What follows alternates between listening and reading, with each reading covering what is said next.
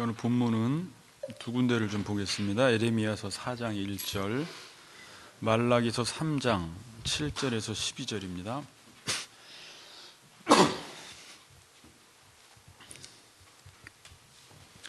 먼저 우리 에레미야서 4장 1절을 같이 읽겠습니다. 4장 1절, 자 시작. 여호와께서 이르시되 이스라엘아 내가 돌아오려거든 내게로 돌아오라. 내가 만일 나의 목전에서 가증한 것을 버리고 내가 흔들리지 아니하며. 말라기서로 갑니다. 3장 7절.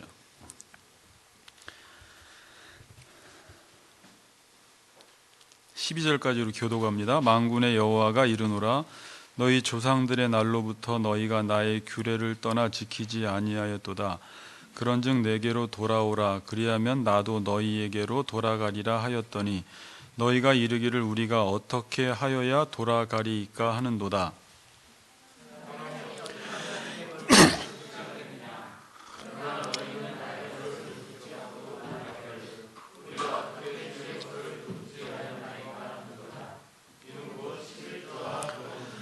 너희 곧 온 나라가 나의 것을 도둑질하였으므로 너희가 저주를 받았느니라.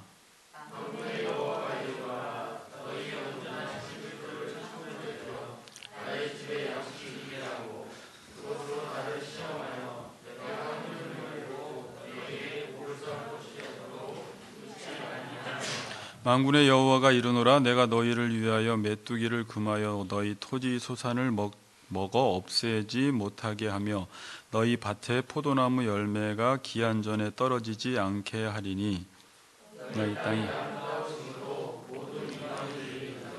깨달으리라. 만군의 여호와의 말이니라. 아멘.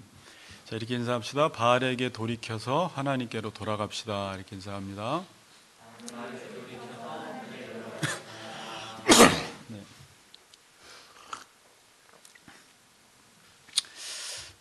계속 이제 돌아오라는 메시지가 이제 마무리돼가고 있습니다. 이 돌아오라는 말은 성경의 부분적인 주제가 아니라 성경의 핵심 주제예요. 성경의 핵심 주제. 성경 전체를 네 단어로 요약하라고 하면 저는 이렇게 말하고 싶어요. 이건 제가 뭐 하는 말은 아니지만 이런 책도 있어요. 기독교 세계관에 관한 책인데 창조, 타락, 구속, 종말이에요. 그러니까 기독교의 메시지 전체가 뭐냐라고 했을 땐 창조, 타락, 구속, 종말.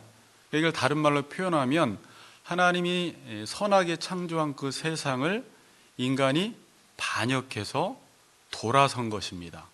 이 돌아선 하나님의 백성들을 다시 예수님을 통해서 구속해서 돌이키게 하겠다라는 거예요.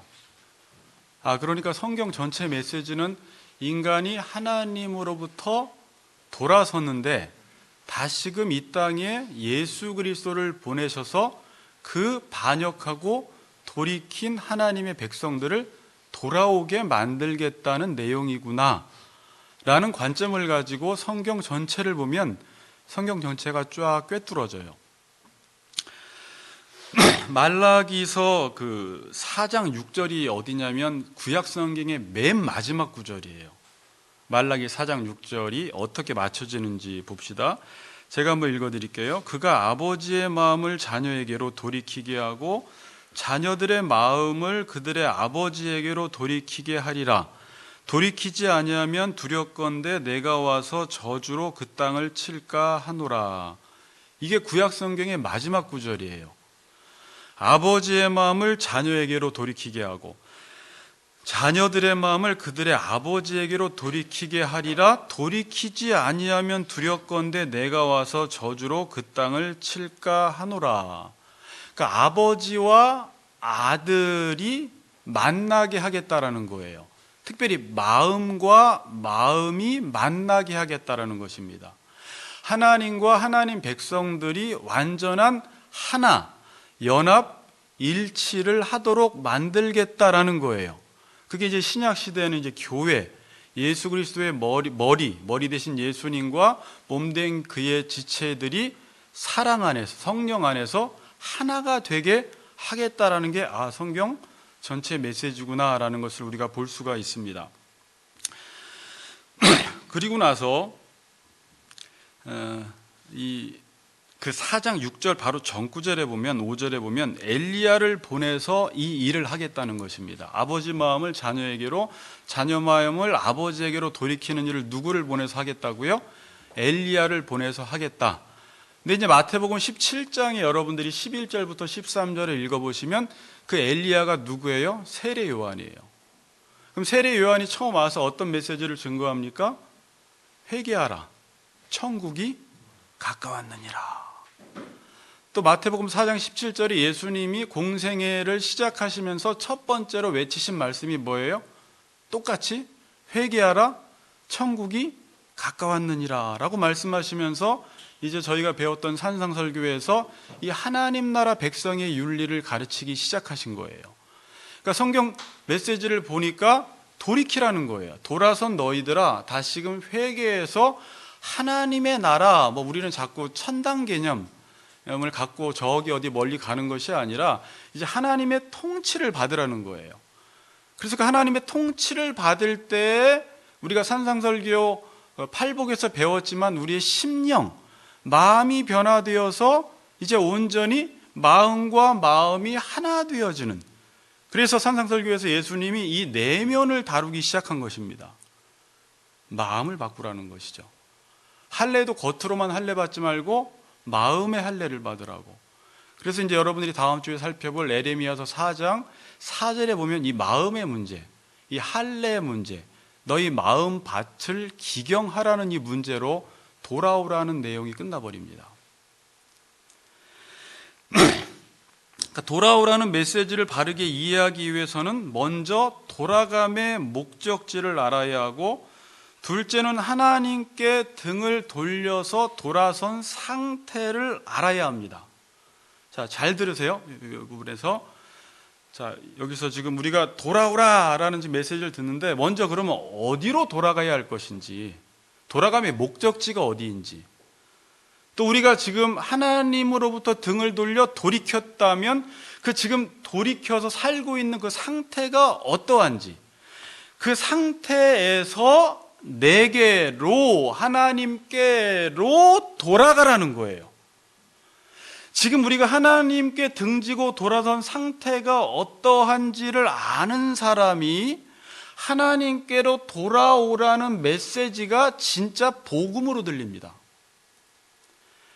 하나님으로부터 등지고 돌아선 상태가 나는 별로 지금 저번 주에 설명드렸듯이 비참하고 파멸에 있다라는 것을 알지 못하는 사람은 돌아오라는 말이 별로 좋은 소식으로 들리지 않아요.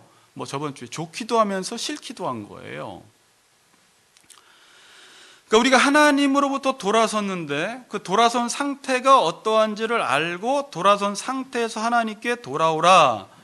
그러니까 내가 돌아섰냐 돌아왔냐를 알려면 기준인 하나님을 알아야지 내가 지금 돌아섰는지 돌아왔는지를 알 수가 있어요.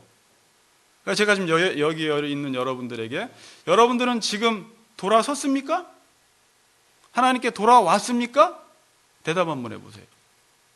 그러니까 목사님 기준을 말해주세요 라는 거잖아요. 기준을. 그러니까 하나님으로부터 돌아섰는지 하나님께로 돌아왔는지를 말해달라는 거예요. 어떤 사람이 지금 저 세상, 말 그대로 지금 세상 한복판에서 산다고 해봅시다. 그 사람은 지금 하나님께 등지고 돌아선 사람입니까? 하나님께 돌아온 사람입니까? 알 수가 없는 거예요. 세상 한복판에 살아도 하나님께 돌아온 사람일 수 있어요. 그러니까 우리 생각이 지금 이렇게 잘못되어 있어요.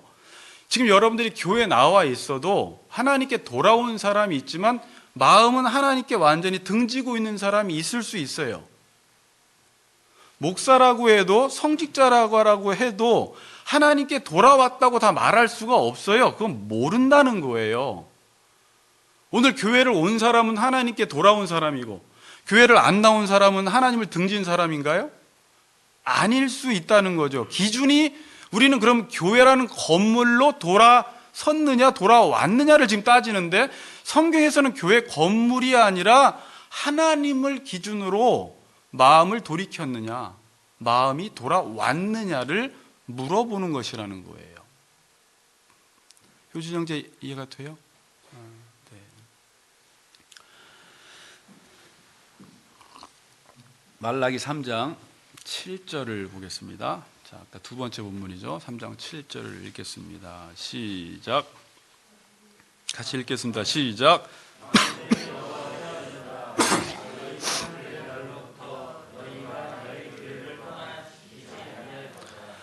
그런즉 내게로 돌아오라. 그리하면 나도 너희에게로 돌아가리라 하였더니 너희가 이르기를 우리가 어떻게 하여야 돌아가리까 하는도다. 아멘. 이 재밌는 구절이죠. 지금 방금 제가 말씀드렸던 그런즉 내게로 돌아오라. 그리하면 나도 너희에게로 돌아가리라. 이게 하나님 말씀이에요. 근데 이 사람들이 뭐라고 반응을 합니까? 하나님, 우리가 어떻게 해야 하나님께 돌아갈 수가 있습니까? 그러니까 자기들은 지금 하나님을 떠난지도 모르고 돌아오라고 하는데 어떻게 돌아가냐라는 거예요. 왜 말라기에서 1장에 보면 그 당시에 그 사람들은 지금 제사를 다 드리고 있었어요. 절기들을 지키고 있었어요. 성전에 들락날락거렸어요. 그러니까 돌아오라는 말이 뭐 우리가 어디로 돌아가라는 거야? 내가 지금 잘하고 있는 거 아니야? 어떻게 돌아가야 돼요? 어디로 돌아가야 돼요? 이렇게 질문을 하는 것입니다. 하나님을 모르니까 지금 자신의 상태가 어떤 상태인지도 모르고, 자, 제가 하나님을 모르니까 자기가 지금 비참한 상태에 있으면서도 비참한 상태에 있는지를 모르고 돌아오라고 해도 어떻게, 어디로 돌아가야 될지를 모르는 것입니다. 자, 축구 선수가 있습니다. 축구하는 사람이 있는데 이 선수는 축구의 룰을 잘 알아요. 룰. 당연히 축구 선수들은 축구의 룰을 잘 알겠죠. 그러다가 축구의 룰을 어겼어요. 그래서 징계를 받았어요. 그래서 이 징계받은 사람 보고 야, 너 돌아와 라고 하는 말은 뭐예요? 너 이제 룰 어기지 말고 룰을 지키는 축구를 하라는 말이에요.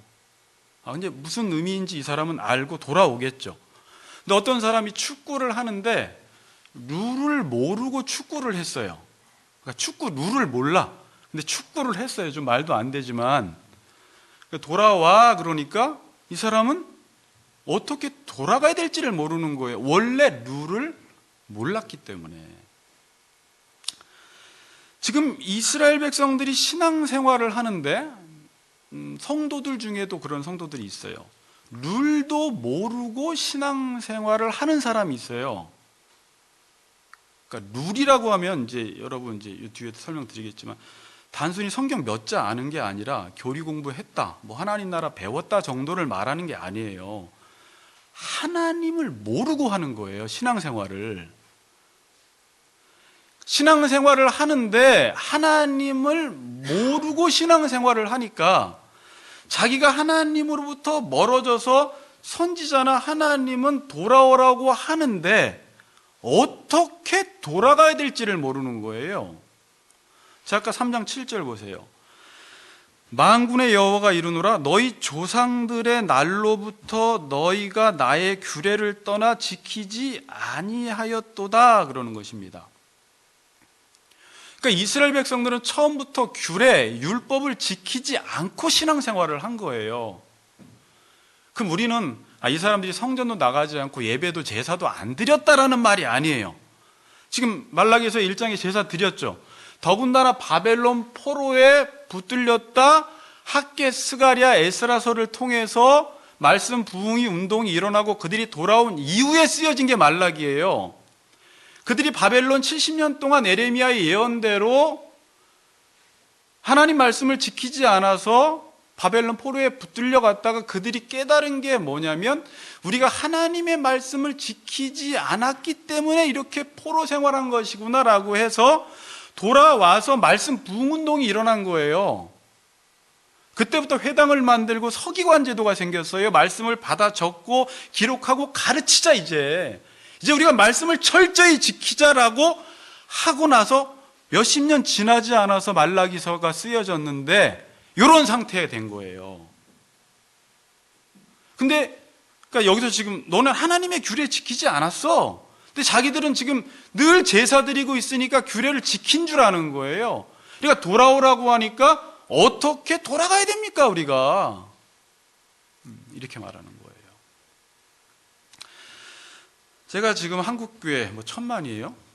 원주사님 몇 명이에요? 800만입니까? 그 800만한테 1,000만한테 돌아오라고 이야기하면 여기서 돌아올 줄 아는 그리스도인들이 몇 명이나 될 것 같아요? 제가 이제 여기 한 1,000만 명이 앉았는데 지금 하나님께로 돌아오십시오 그러면 정말로 이 의미가 무엇인지를 알고 하나님께 돌아가는 성도들이 몇 명이나 될 것 같냐라는 거예요. 이 돌아오라는 의미를 몰라요. 어떻게 하는 게 교회가 돌아가는 것인지를 몰라요. 교회요, 하나님께로 돌아오세요라고 하면 또 그러는데 교회가 뭔지를 모르기 때문에 교회로 돌아오라는 말은 그냥 같이 걷는 교회 예배당에 오는 정도로밖에 생각을 못 한다고요. 여러분, 지금 여러분들의 예배가 심각하게 부패했습니다. 다시 하나님 앞에 바른 예배를 드리세요라고 하면 예배가 뭔지를 몰라서 예배로 돌아오질 못한다는 거예요. 그 정도로 심각해요, 저희들이. 믿는 사람에게 오늘 가서 시험 한번 해보세요. 나 하나님께 돌아와. 이 의미가 뭔지 알아? 모른다니까요. 제가 유튜브를 보다 보면 이름을 언급해도 되는데 굳이 언급할 필요는 없고, 한 목사님이 온라인 예배는 예배의 본질로 돌아갈 수 있는 기회다라고 말해요. 더 나아가서 제2의 종교개혁이다라고 말합니다. 저는 이 목사님이 어떤 의도로 말씀하셨는지를 알아요. 제가 그 목사님 설교를 워낙 오래 드렸고 어떤 분이신지를 알고 목회 철학이 어떤지를 알기 때문에 왜 온라인 예배가 하나님께 돌아갈 수 있는 기회요, 제2의 종교개혁이다라는 말을 아는데, 며칠 후에 유튜브가 하나 올라왔어요. 또 한 목사님이 목사님 말을 헛소리라고 반박하는 유튜브예요. 근데 이분은 누구냐면 정확하게 보수 성향의 목사님이세요. 무슨 온라인 예배가 제2의 종교교육이냐, 헛소리 하지 마세요 그래요, 그 유튜브에서. 그 목사님 내가 괜찮은 줄 알았는데 이 영상 보고 실망했대나 그러면서요. 그분은 거기 그 유튜브 안에 이 지금 온라인 예배는 문재인 정부가 교회를 핍박하기 위해서 강제적으로 시행한 것이지 무슨 제2의 종교교육이냐고 헛소리 하지 말아라 그래요. 그러면서 교회는 모이기를 힘쓰라 하고 사도행전에 이야기했다라는 것이죠. 제가 보기엔 또 그 두 번째 목사님은 첫 번째 목사님이 어떤 의도로 말한지도 모르고 그냥 자기 어떤 보수 프레임만을 가지고 그것을 해석하고 그분은 모이고 싶기 때문에 그 온라인 예배가 종교개혁이다라는 말을 반박하고 있는 거예요. 자, 학생들이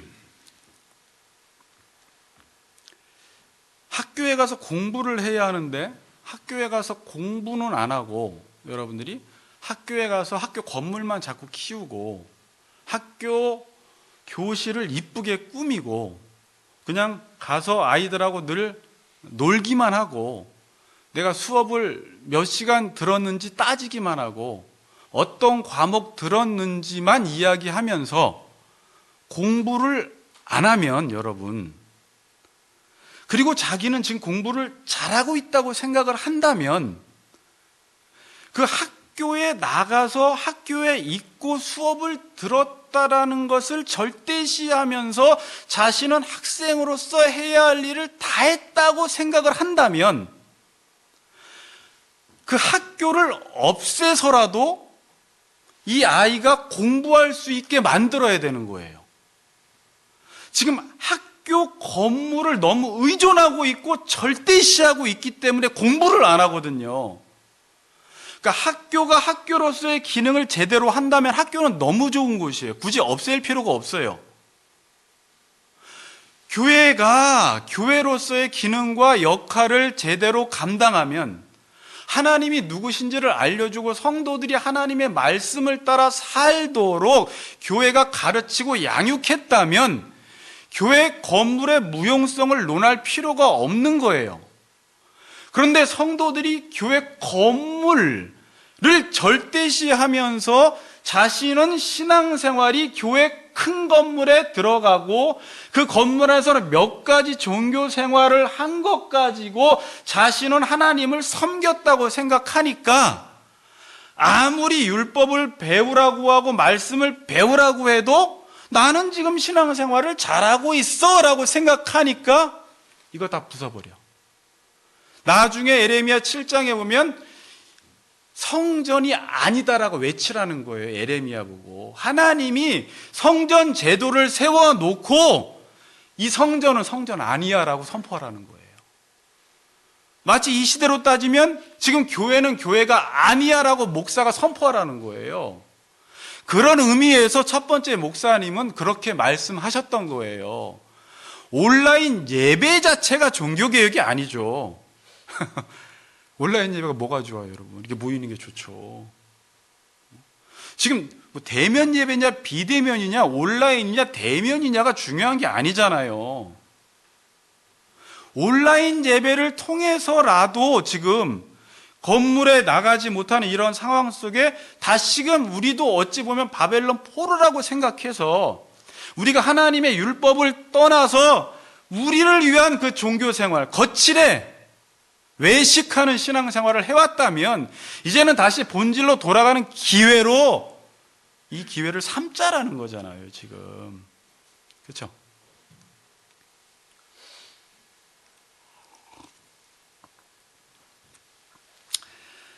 지금 예배당과 교회 안에서 행하는 교제나 봉사나 모임, 성경 공부를 절대 부인하는 것이 아닙니다. 저는 혹시 이렇게 가다가 정말 이런 것들이 점점 없어질까도 두려워해요. 너무 신앙이 자유로워질까 봐 두려워요.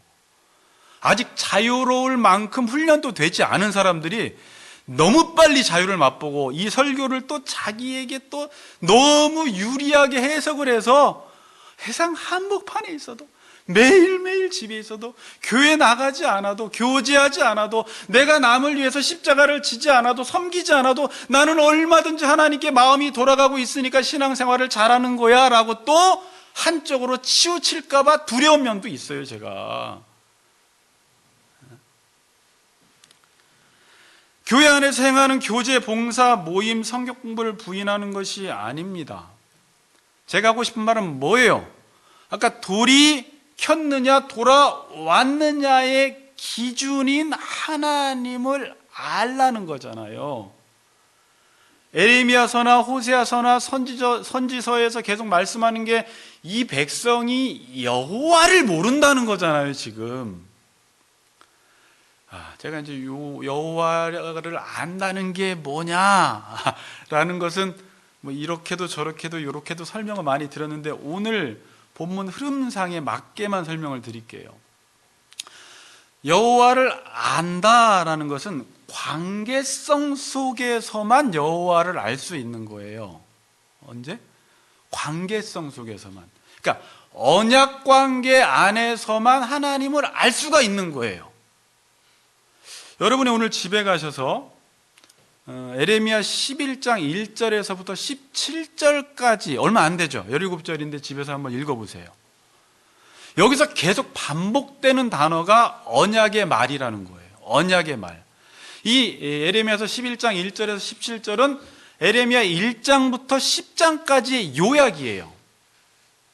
지금 하나님은 이스라엘 백성들을 어떤 기준으로 평가를 하냐면 1계명과 2계명의 기준으로 이스라엘 백성들을 진단하는 거예요. 1계명과 2계명의 기준으로 봤을 때 너희들은 하나님께 떠나갔다. 그러면서 언약을 떠났다. 언약을 지키지 않았다라고 이야기를 해요. 그러니까 여러분들이 하나님을 이해하기 위해서는 지금 이스라엘 백성들을 진단할 때 어떻게 진단을 하냐면 부부관계 속에서, 관계성 속에서, 부모와 자녀와의 관계성 속에서 이스라엘 백성들을 진단을 하는 거예요. 그러니까 제가 처음에 뭐라고 말씀드렸어요? 하나님을 알려면 관계성 속에서 이해해야 한다라고 말씀을 드렸죠. 그러니까 관계성 속에서 이야기한다라는 것은 하나님은 지금도 언약을 이루시는 분이세요. 언약을 세우시고 언약을 이루시는 분이세요. 그러니까 어떤 하나님의 목적과 계획과 약속과 뜻이라는 것을 우리에게 지금 이루고 계시는 분이세요. 이걸 성경은 이렇게 이해를 해야 돼요. 처음부터. 그렇게 이루고 있으니까 너희 자신을 하나님께 드림으로 그 하나님의 뜻이 나에게 이루어질 수 있도록 하는 게 하나님을 안다라고 하는 거예요. 자, 이해되셨어요? 그러니까 하나님을 아는 것과 내가 내 삶을 드리는 것은 같은 말이에요. 이거를 신약 성경에서는 아는 것과 행한다라고 표현을 하는 거예요. 근데 이 행한다라는 것을 성경에서는 드린다, 예배드린다 이렇게 표현을 해요. 그러니까 드리는 게 왜 드리는 거죠? 하나님이 나에게 어떤 언약을 이루시니까 그 언약을 내 걸로 만들기 위해서 내 삶을 들여서 그 언약을 내 것으로 만들어서 나도 복을 받고 내가 그 언약대로 살아감으로 내 주위 사람들도 복을 받고 내가 그 언약대로 살아감으로 내 삶을 통해서 하나님이 누구신지 하나님의 영광을 드러내는 삶을 살라는 거예요. 이걸 가리켜 출애굽기에서는 제사장 나라다 이렇게 설명을 하는 거예요. 내가 너희들을 그 목적으로 불렀다. 이게 하나님 나라 백성의 삶의 방식이라고 하는 거예요. 지금 세상 사람들은 그렇게 안 살아요. 근데 하나님 나라 백성을 부른 이유는, 하나님이 하나님 백성을 부른 이유는 내가 너희들에게 아버지가 되어서 언약을 신실하게 이루어 줄 테니까 그 언약은 근데 그 자신을 드린 사람만. 그러니까 예를 들어서 집사님 오늘 강남역 5번 출구로 나오면 제가 1억 원을 드릴게요 라는 언약을 했으면 그 언약을 믿는다면 드려야 돼요. 어떻게 드려요? 전철 타고 택시 타고 돈을 들여서 강남역 5번 출구로 가는 게 몸을 들인 거예요. 그리고 1억 원을 5만 원짜리 현금으로 받기 위해서 가방을 2개를 들고 가는 게 드리는 거예요. 그러면 그 약속을 믿고 드린 사람은 그 1억 원이 내게 돼요. 이게 좀 쉬운 말이죠. 알겠죠? 그게 예배 드린다. 로마서 12장 1, 2절에 너희 몸을 하나님이 기뻐하시는 거룩한 산 제사로 드리라라는 게 하나님이 마음껏 내 몸을 사용하실 수 있도록 내어 드리는 게 산 제물로 드리는 제사다, 예배다라는 거죠.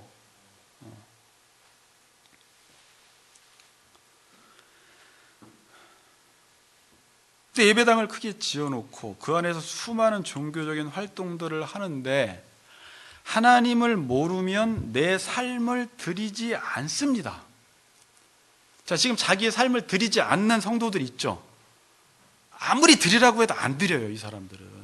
왜 안 드릴까요? 하나님을 모르기 때문에 안 드리는 거예요. 뭐 다른 동기로 드리게 할 수는 있는데 그냥 하나님을 알면 드리게 되어 있어요. 드리는 게 받는 거예요, 여러분. 성경에서는. 그러니까 이 단어에 대한 오해가 있어서 그래요.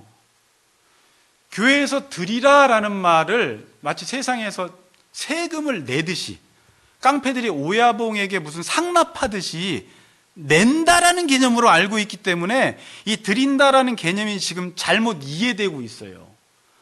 성경에서 드리는 것은 받기 위해서 내미는 손이에요. 드리는 사람만 하나님의 언약의 말씀을 받아 누릴 수가 있어요. 그런 차원에서 예배를 드리라고 말하는 거예요. 세상 사람들이 볼 땐 어리석죠. 드리는데 어떻게 복을 받아? 그러니까 이렇게 생각해요. 내는데 어떻게 복을 받아? 그러니까 한 푼이라도 안 내려고 하는 거예요.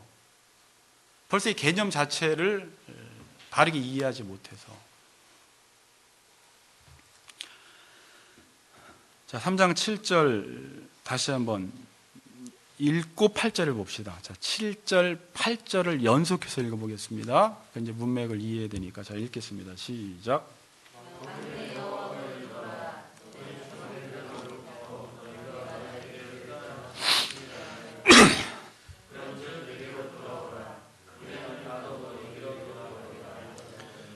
너희가 이르기를 어떻게 하여야 돌아가리까? 그리고 나서 하나님이 대답하시는 게 이렇게 돌아와 라고 하는 게 8절이에요.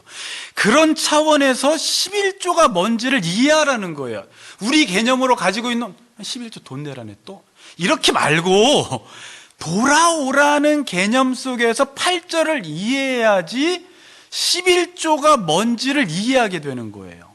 자, 8절 읽겠습니다. 시작.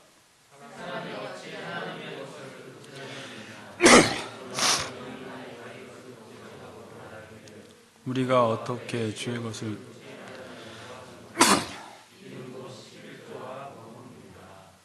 네. 너희 곧 온 나라가 나의 것을 도둑질하였으므로 너희가 저주를 받았느니라 이렇게 말합니다. 그러니까 이제 우리는 보통 목사님들이 11조 강조할 때, 돈이 많이 교회에 필요할 때 이 구절을 인용하기도 하고, 성도들이 11조를 내라 그러면 소득의 11조를 또 내라고 하는구나. 뭐 보너스까지 내야 되느냐, 아니면 보너스 제외, 뭐 이런 이걸 얄팍한 그런 생각 말고요. 그 정도 의미가 아니라요. 이제 11조 이야기는 뭐 지금 제가 이렇게 유튜브를 보면 이렇게 다들 이렇게 좀 뒤틀려 있는 게 많아요. 가만히 보세요.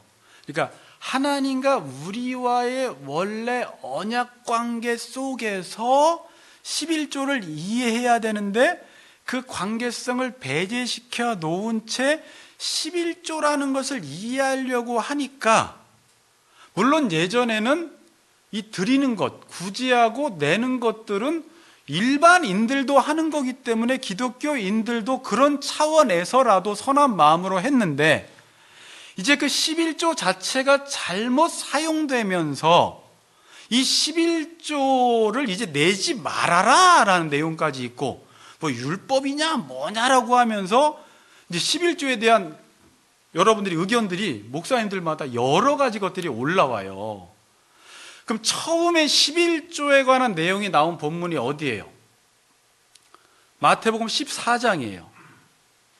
처음 14장은 뭐냐면 롯이, 아브라함의 조카 롯이 연합 왕들에 의해서 붙들려 갔을 때 아브라함이 자기 조카 롯을 구하기 위해서, 구출하기 위해서 집에서 훈련된 사람 318명을 데리고 가서 자기 롯을 구출해서 돌아옵니다. 올 때 누구를 만났어요? 살렘 왕 아비멜렉을 만났어요. 그렇죠? 아니, 멜기세덱, 아비멜렉이 아니라 멜기세덱을 만났어요. 그 멜기세덱이 딱 와서 축복을 해요. 천지의 주제이시요 지극히 높으신 하나님께 복을 받을지어다 라고 하면서 아브라함을 축복합니다. 그때 이 천지의 주제라는 말은 하나님께서 이 모든 이 세상을 다스리시고 생사화복을 주관하신 분인데, 네가 지금 전쟁에서 승리한 것은 네 힘이 아니라 하나님이 싸워주셔서 하나님의 도우심으로 네가 이긴 것이다. 그리고 그 바로 다음 구절에 그 대적을 네 손에 붙이신 하나님께 찬송해라라는 말이, 이 찬송하다라는 말이 감사하다라는 말이에요. 그리고 나서 멜기세덱에게 아브라함이 자원하는 마음으로, 감사하는 마음으로 11조를 처음 드린 게 성경에서 처음 11조가 등장하는 본문입니다. 여기서 11조를 어떻게 드렸어요? 천지의 주제이시고 그분이 이 땅을 다스리시고 그분이 모든 것들을 창조하셨고 생사화복을 주관하시고 지금 전쟁에서 이기게 하신 분이 하나님이심을 알고 그분 앞에 10분의 1을 멜기세덱에게 드린 것입니다. 그리고 이 멜기세덱에 관해서는 히브리서에 나와 있어요.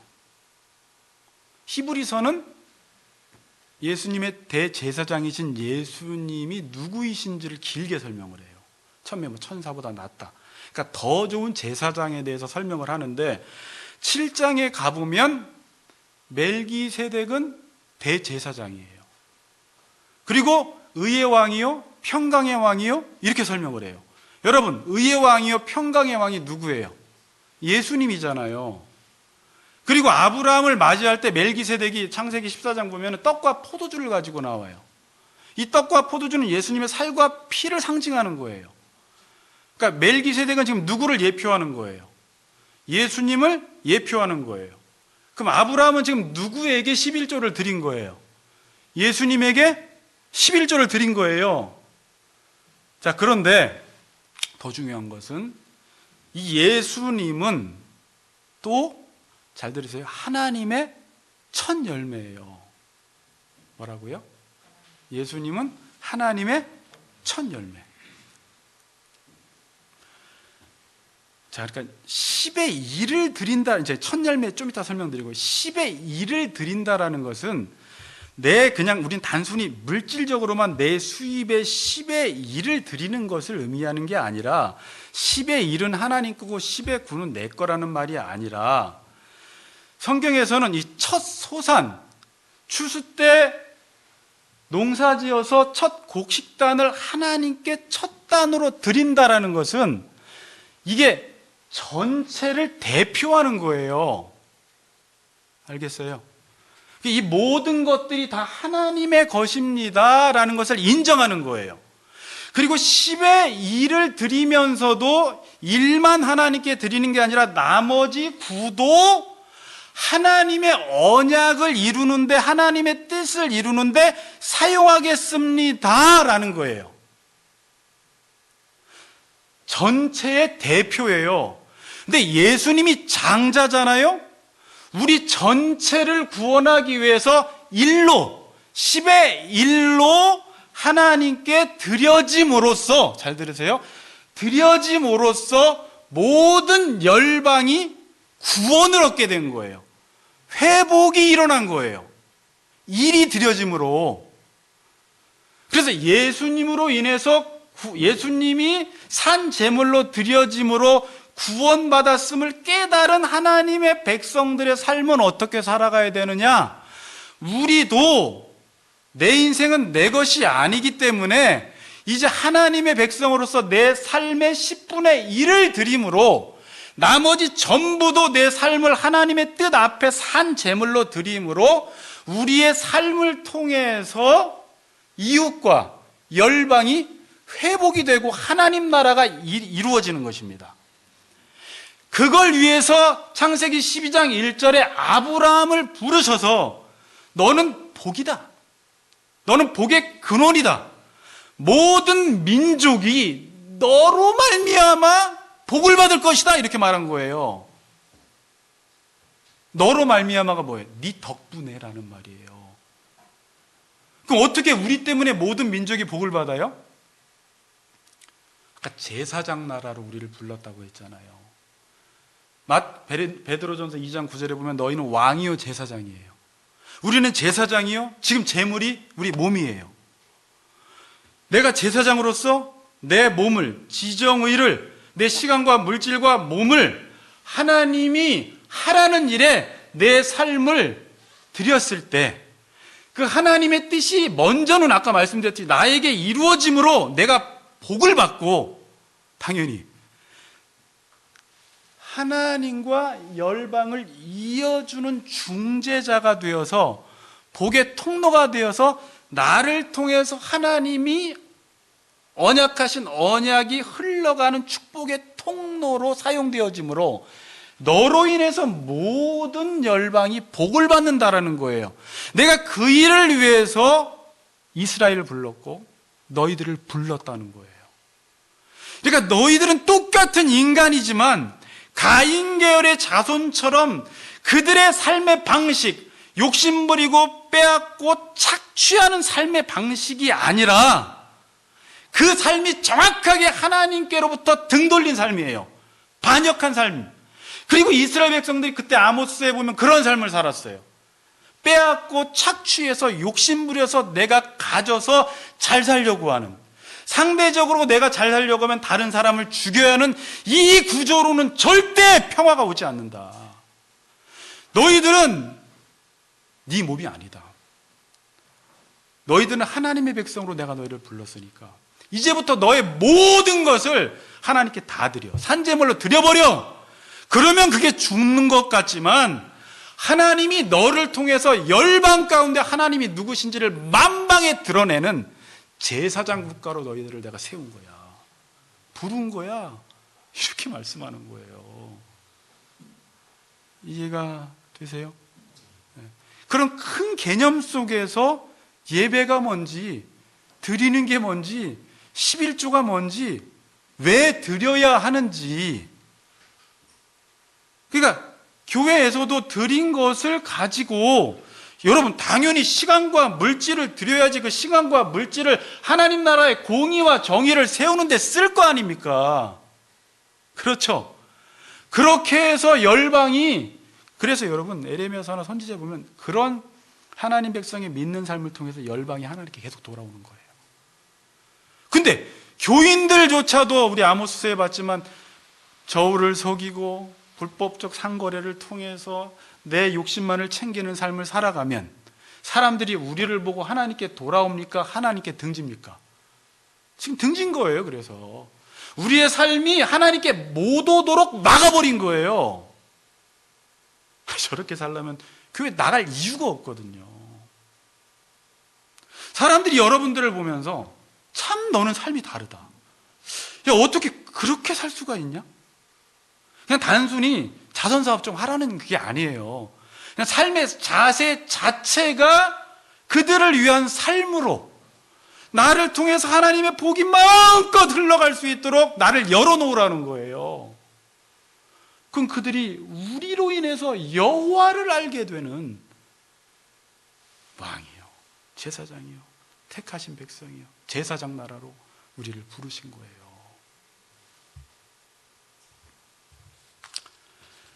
이 땅의 회복은 우리가 하나님께 바른 예배를 드림으로, 진정 우리 자신이 하나님께 드려침으로 그분의 뜻이 우리 가운데 온전히 이루어져서 이 땅 가운데 하나님의 나라가 임하는 거예요. 여러분, 여러분들의 삶을 하나님이 주셨습니다. 아멘? 왜 주신 거예요? 드리라고 주신 거예요. 이렇게 이해를 하세요. 드린다라는 말이 되게 지금 자본주의 사회에서는 빼앗기는 것처럼 생각이 되니까 드린다고 하지 말고 하나님이 왜 주셨습니까? 하나님이 주신 약속을 받으라고 주신 거예요. 이렇게 하니까 좀 좋나요? 근데 같은 말이에요. 그럼 누구만 받아요? 드린 사람만 받는 거예요. 그럼 그 지금 하나님의 복을 못 받는 사람은 안 드려서 못 받는 거예요. 그럼 왜 안 드린 거예요? 하나님을 모르니까 믿질 못해서 못 드리는 거예요. 그러니까 못 믿는 거예요. 못 믿는 거 보니까 하나님을 모르고, 믿지 못해서 못 드리니까 그 복은 내게 되질 않고, 그리고 예수를 오래 믿어도 여전히 나는 바알의 삶의 방식으로 어떤 소득을 얻고, 교회 나가서는 믿었으니까 좀 선하게 비춰야 하니까 조금이라도 드리자, 이런 차원에서 드리는 것은 그냥 일반 봉사단체와 똑같아요. 그러면 다를 게 하나도 없어요. 그래서 예수 믿고도 복을 못 받는 거예요. 그러니까 예수를 믿은 게 아니죠. 그 사람은 그냥 자기가 좋아서 교회 다니면서 조금씩 구제활동 한 거예요. 그냥. 자, 근데 아까 말라기서 1장에 보면 이 부분을 살펴봐야 돼요. 이들이 드리는 예배가 엉망이었어요. 1장 내용은 하도 많이 아시죠? 제가 말씀드려서 하나님을 공경하는 마음도 없고, 너는 아버지도 공경하지도 않냐? 너는 왜 이렇게 나를 멸시하냐? 너는 어떻게 제사 드리러 나와서 병든 것, 저는 것, 눈먼 것만 드리냐? 야, 그거 총독에게 드려봐라. 사람도 안 받는 것을 너희들 왜 나한테 드리냐? 여러분들은 오늘 눈먼 것, 저는 것, 병든 것 드린 분 손 들어보세요. 지금 그 개념이 아니잖아요. 하나님이 지금 우리에게 드리라는 것은 내가 재물이에요. 나를 드리는데 눈먼 것, 병든 것, 저는 걸 드리는 거예요. 그럼 그게 무슨 의미예요? 순결한 신부로 내 모든 것들을 아버지 말만 듣고 거기에다가만 드려야 되는데 바알 숭배하는데 다 드리고 내가 세상에서 내 몸을 다 드려서 불결해진 나 있죠. 우상 숭배하고 불결해진 나. 돈도 내 마음대로 다 쓸 거 쓰고 조금 남은 거 하나님께 드리고 시간도 내가 원하는 데 쓸 거 다 쓰고 이제 갈 데도 없는데 교회 나갈까? 그거 조금 드리고 몸도 내가 쓸 거 다 쓰고 하나님께 드리는 게 병든 거, 저는 거 하나님 안 받는다는 거예요. 우리 어른들은 그렇게 안 했어요. 그냥 첫 것은 하나님의 것이에요. 그냥 그게 10만 원이 됐건 100만 원이 됐건 1000만 원이 됐건 그건 소득에 따라 상관없고 이건 하나님이 주신 것입니다. 그 마음이 있어야 되는 건데 쓰다 남은 것들 갈 데 없어서 시간이나 물질이나 몸 다 그리고 와서 자기는 들여놓고 나 예배동 어저께 2번이나 갔다 왔는데요. 똑같은 말이 하라는 거예요. 너 나 공경함이 없어. 너 나 멸시했어. 하나님 우리가 언제 멸시했어요 내가. 이제 이러는 거예요 지금. 너 돌아와. 어떻게 돌아가요 우리가. 나 교회 안 나간 적이 한 번도 없고 11조 다 드렸는데 그거 드린 거 아니야 너. 하나님 이렇게 말씀하시는 거예요. 그게 드린 거야? 너 위해서 드린 거잖아. 너 아까운 마음으로 드렸잖아. 너 정말 하나님의 주권을 인정해서 하나님이 천지의 주제이시고 그분이 내 삶을 주관하시고 생사화학을 주관한다는 사실을 인정하고 그분 앞에 감사한 마음으로 드린 거야? 이렇게 물어보는 거예요 하나님이. 그 총독에게 드려봐. 안 받아. 그런 거 나한테 가져오지 마. 내가 돈 없어? 하나님 돈 없어 일 못하시는 분은 아니잖아요. 지금 이런 대화가 오고 가고 있는 중에 11조를 이야기하는 거예요. 그러니까 11조는 우리가 생각하는 11조 이상의 개념으로 11조를 생각을 해야 돼요. 그러니까 너희들은 내 것을 도둑질했어. 왜 내 것이에요? 네 삶은 네 것이 아니야. 내 것이야. 왜 네 생명을 네 것인 양 쓰고 있어? 너 다 도둑질한 거잖아. 너 어떻게 똑같이 살아가면서 셋 계열의 자손들은 예배자의 삶을 살라는 거거든요. 근데 우리는 불안한 거예요. 어떻게 예배만 드려서 잘 살아? 그러니까 우리는 또 여기 있는 예배만 생각하니까 예배를 일주일에 20번씩 집안도 돌보지도 않고 그런 게 아니잖아요. 너를 드려. 하나님이 A에 그러면 A에 드려봐 한번. A를 이루기 위해서 물질도 한번 드려봐. A를 이루기 위해서 네 몸도 한번 드려봐. 그럼 네 자녀와 가정 가운데 어떤 은혜가 임하는지 한번 보라 이거예요. 그러니까 그 다음 구절 하늘문을 열고 복을 하나님이 쌓을 곳이 없도록 부어준다는 거예요. 그러니까 또 성도들은 그렇게 생각해요. 11조를 나는 10에 2 내야지 10에 3 내야지. 성경적 개념도 아니에요. 내지도 마세요. 2 내 3도. 그 많이 내가지고 결국 자기 본봉 올리겠다는 거 아니에요. 그리고 많이 내면 하나님이 세상적 복을 또 많이 준다는 생각을 가지고 11조를 드려요. 그 뜻이 아니잖아요. 네 삶을 하나님께 드렸더니 그 하나님의 계획이 드린 사람 가운데 다 이루어지면 그게 복 아닙니까? 아니 지금 이정민 집사님이 뭐 이번에 기도원 가서 이제 삶을 드린다, 이제 하나님을 위해 산다라고 했을 때 정말 지금까지 살았던 삶과 전혀 다른 삶이 펼쳐지기 시작해요. 하나님이 뭐라고 했어요? 옛날에는 그냥 뭐 할까 말까 근데 그냥 한번 해보는 거예요. 해봤더니 하나님께서 쌓을 곳이 없도록 부어주기 시작하는데, 제가 뭐 지금 뻥치는 거 아닙니다, 집사님. 진짜 자녀들부터 하나님이 돌보기 시작하는데 기가 막히게 돌보시는 거예요. 하나님이 키워주시는 거예요. 뭐만 했더니 그냥 나는 예배자의 삶을 산 거예요. 하나님의 일에 순결한 신부로 그 신랑의 말을 두렵고 떨림으로 받아들여서 내 삶을 드렸더니 그런 은혜가 넘쳐나기 시작하는 거예요. 근데 우리 교인들은 항상 이제 이런 설교를 하면 저렇게 해서 또 돈 많이 내라는데 참 설득 잘하네.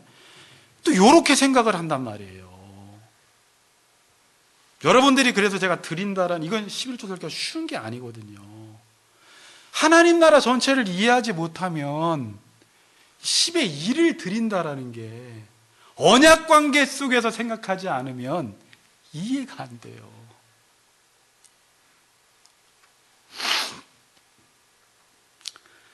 근데 지금 성도님들이 세상에 자기 몸과 마음과 물질을 다 쓰고 남은 거 갈 데 없고 쓸 데 없고 남은 돈 하나님께 드리는데 자기는 그게 뭔지를 몰라요. 이거 보면서 어떻게 이럴 수가 있어 그래요.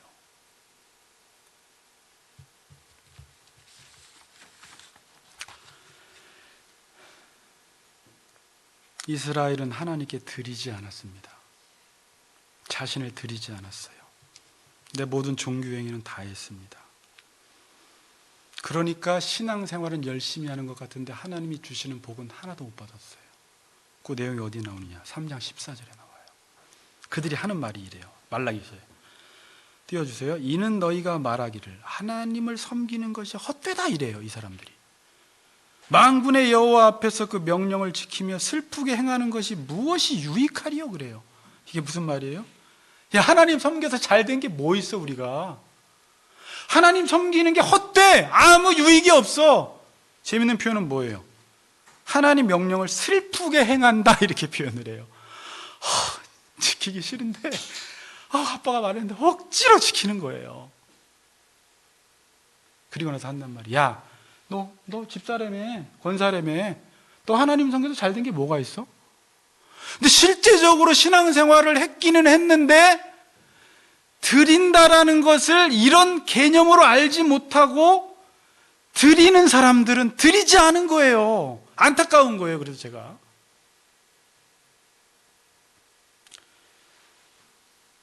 그러니까 예배당은 예배당대로 나가고 세상에서 여러분들이 생각하기에 그렇잖아요. 당장 발을 쫓는 게 손에 잡히거든요.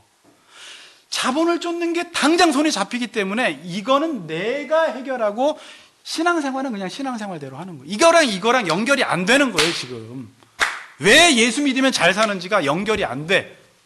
그러니까 발 섬기는 거예요. 그래서 양다리 걸치는 거예요. 하나님 모르는 사람의 특징은 다 양다리 걸쳐요. 그래서 순수하게 드리질 못해요.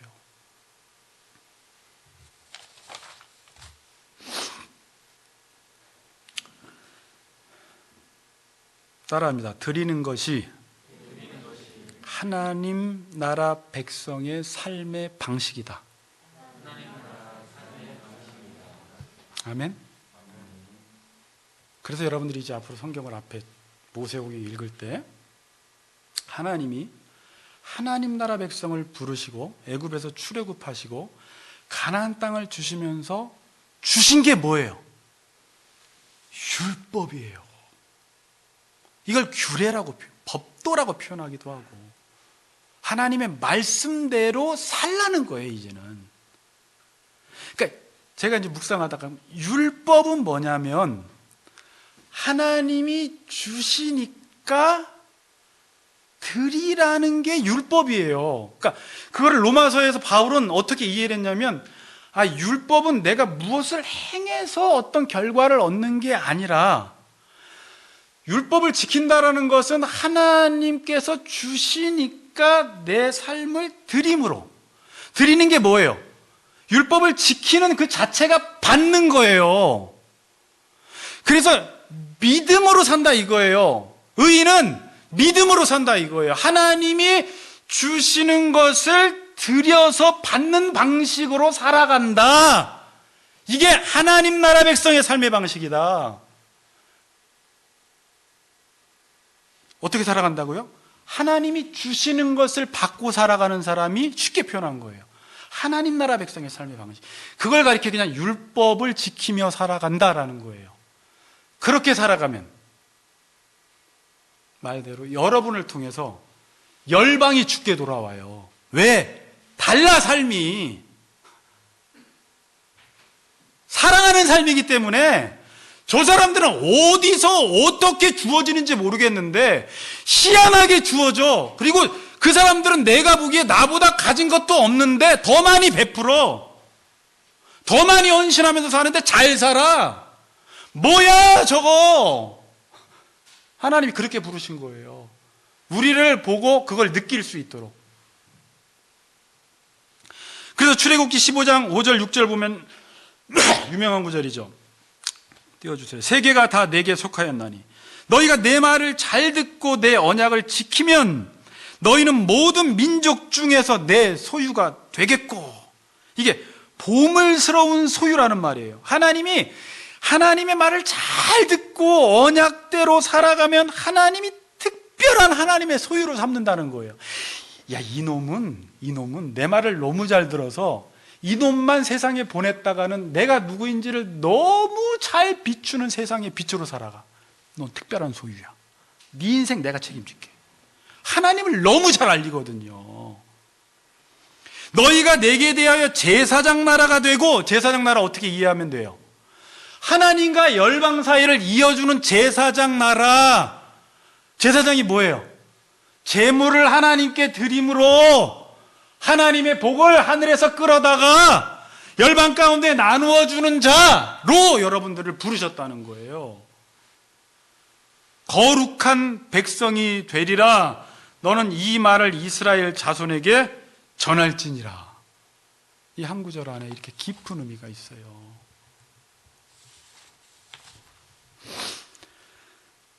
창세기 한번 12장 읽어볼까요? 2절 3절. 자, 이걸 다시 한번 의미해 보세요. 아브라함에게 주신 약속.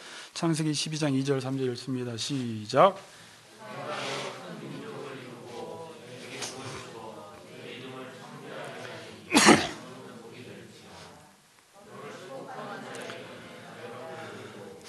너를 저주하는 자에게는 내가 저주하리니 땅의 모든 족속이 너로 말미암아 복을 얻을 것이라 하시니라. 땅의 모든 족속이 누구로 말미암아? 이 의미가 네 덕분에, 그렇게 바꾸세요. 네 덕분에 온 땅이 하나님의 복을 받는다라는 것입니다. 그러니까 예배자의 삶은 이제 예배자로 이제 예배 뭔지 알겠죠? 드린다. 예배자의 삶은 아무나 사는 게 아니에요. 선택된 하나님의 백성들만 이 삶을 살 수가 있어요. 선택된 하나님 백성이 아닌 사람은 죽었다 깨어나도 이 삶을 못 삽니다. 이 삶은 빼앗기는 삶인 줄 알아요. 그래서 바알을 섬기며 하나라도 자신의 정욕과 욕망을, 하다못해 종교를 이용해서 하나님의 이름까지 이용해서 자신의 정욕을 채우는 삶을 이스라엘 백성들이 살아갔고, 이 시대의 여호와를 모르는 그리스도인들이 그러한 삶을 살아왔기 때문에 하나님이 때론 어려움도 주시면서, 또 이 코로나 기간에 아까 그 목사님 말씀을 통해서 온라인 예배 자체가 종교 개혁은 아니지만 이 시기를 통해서 우리가 종교, 기독교의 본질을 다시금 되찾고 하나님을 아는 일에 힘쓴다면, 그리고 우리의 삶을 그분 앞에 드린다면 여러분들의 삶 속에서 하나님의 복이 여러분들에게 뿐만이 아니라 실제적으로서 우리 교인들이 지금도 그러한 복을 받고 계시고 더 많이 받았으면 좋겠고, 여러분들을 통해서 수많은 사람들이 주께로 돌아오는 놀라운 역사가 일어나기를 주님의 이름으로 축복합니다. 축복은 했지만 한 가지만 더 말씀드리는데, 그래서 저항하는 삶을 사세요. 프로테스탄트가 저항하다라는 거예요. 개신교가. 지금 사람들은 하나님께로 돌이켜서 바알에게로 돌아가는 지금 이때에 다 지금 그렇게 해요. 믿는 사람들도 하나님께 등지고 세상으로 돌아서는 이때에 우리는 어떻게 살아가야 돼요? 바알에게서 돌이켜서 하나님께로 돌아오는 삶. 누구나 가는 삶이 아닙니다. 일반적인 삶이 아닙니다. 그래서 우리는 이 삶을 저항해야 돼요. 아담이 하나님을 반역해서 이 땅이 이렇게 고통을 당하듯이 우리가 바알을 따르는 삶을 반역해야 돼요. 저항해야 돼요. 나는 그렇게 안 살아! 이렇게. 사람들이 다 그렇게 살아도 나는 그렇게 안 살아. 나는 하나님의 백성이야. 그래서 세상에게 저항하고 반역하세요. 어떤 의미에서? 바알을 따르지 않는 삶의 차원에서. 그리고 기도하세요. 기도해야지만이 이 삶이 유지가 돼요. 이 땅에서는 기도하지 않으면 여전히 우리는 바알 숭배를 할 수밖에 없는데, 끝까지 누가복음 18장에 나온 그 과부의 기도처럼 이 세상은 하나님을 두려워하지 않고 사람을 무시하는 이 세상 속에서 의를 행에다가 억울한 일을 당했을 때 하나님 앞에 끝까지 기도함으로 그 언약을 따내는, 그리함으로 그 언약을 지금 이 말세 지말에 사는 이때에도 내가 그 언약을 누리며 사는 남은 자로 사시려는 거죠. 남은 자로. 그럼 여전히 여러분들을 통해서는 교회가 확장되고 부흥할 것입니다. 성경에 나오는 부흥은 제자리로 돌아오는 게 부흥이에요. 제자리로 돌아오는 게 회복이고, 돌아오셔서 가정도 회복되고 자녀도 회복되고 이 땅에 온 교회가 부흥이 일어나고 회복되는 은혜가 있기를 주의 이름으로 축복합니다. 네, 기도하겠습니다.